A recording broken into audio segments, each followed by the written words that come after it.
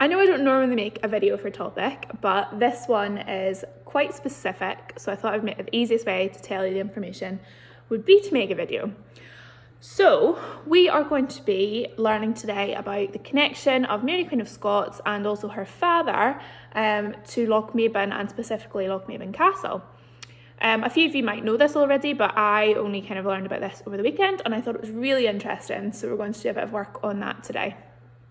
So Mary's father, James V, was alive at the time when the Wars of Independence were still kind of going on. So there was still this battle between England and Scotland over their territory and who was going to be the king.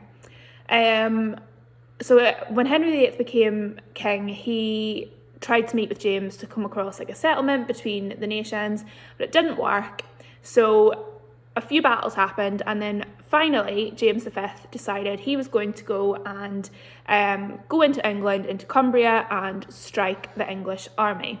So they started moving down south through Scotland, and they ended up stopping at Lochmaben Castle. And at this point, James V had planned to take the troops into battle, but he wasn't well, he fell ill. So he stayed at Lochmaben Castle, and the battle went south, and the Battle of Solway Moss happened. So if you wanted to find out more about that, you could Google it.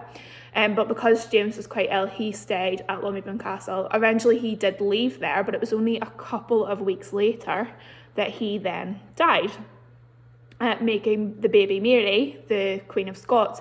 So actually it was quite a significant involvement of Lochmaben Castle in the time of just before Mary Queen of Scots became queen. So she would have just been a baby when this happened, and James V actually fell ill with the illness that caused him to die at Lochmaben Castle and stayed there.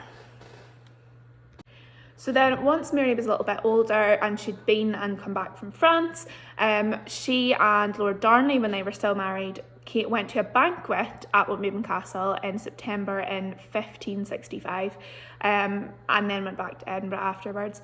And at this point it was the start of something called Chasebout Raids, where she was basically kind of chasing about her half-brother with armies, and they went kind of all over Scotland and then to Carlisle as well.